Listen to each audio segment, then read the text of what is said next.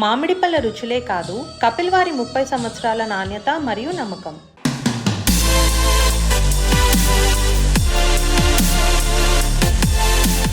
ప్రధానమంత్రి నరేంద్ర మోదీ అధ్యక్షతన జరిగిన కేంద్ర కేబినెట్ సమావేశంలో ఈశాన్య రాష్ట్రాల్లో మౌలిక సదుపాయాల అభివృద్ధికి అనేక కీలక ప్రాజెక్టులకు ఆమోదం లభించింది. అలాగే దేశంలోని చెరుకు రైతులకు ఊరటనిచ్చే కీలక నిర్ణయం తీసుకుంటున్నారు. 2025-26 చక్కెర సీజన్ కోసం చెరుకు ధరను పెంచుతూ కేంద్ర ప్రభుత్వం కీలక ప్రకటన చేసింది. ఎఫ్ఆర్పిని క్వింటాల్కు 15 పెంచింది. ఇప్పటి వరకు ఉన్న 340 రూపాయలను 355 పెంచారు.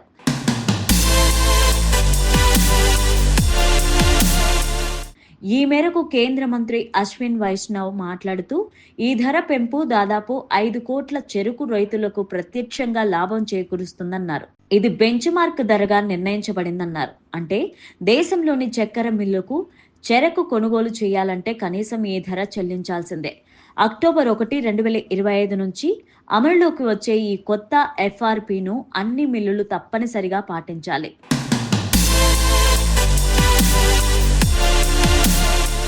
ఎఫ్ఆర్పి అంటే ఫెయిర్ అండ్ రెమ్యూనరేటివ్ ప్రైస్. ఇది రైతులు తమ పంటకు సరైన ఆదాయం పొందేలాగా కేంద్ర ప్రభుత్వం నిర్ణయించే కనీస ధర. ఇది మిల్లు పైన తప్పనిసరిగా ధర వర్తిస్తుంది.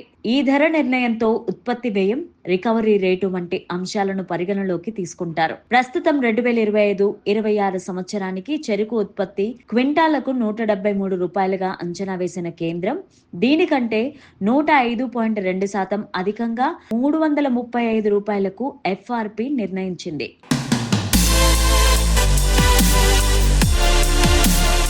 ఎఫ్ఆర్పి ఆధారంగా 10.24% చక్కెర రికవరీ రేటుతో రైతులకు గరిష్టంగా లాభం లభించేలాగా చేయడమే ప్రభుత్వ లక్ష్యం. ఇది రైతులకు ఒక ఆర్థిక భరోసా కల్పించడం మాత్రమే కాకుండా దేశంలో శక్తి ఉత్పత్తి, ఎథనాల్, చక్కెర పరిశ్రమకు మద్దతుగా మారుతుంది. ఈ నిర్ణయంతో కేంద్రం రైతుల పక్షంలో ఉందని, వారి సంక్షేమాన్ని ప్రాధాన్యతగా చూస్తోందని స్పష్టంగా తెలియజేస్తోంది.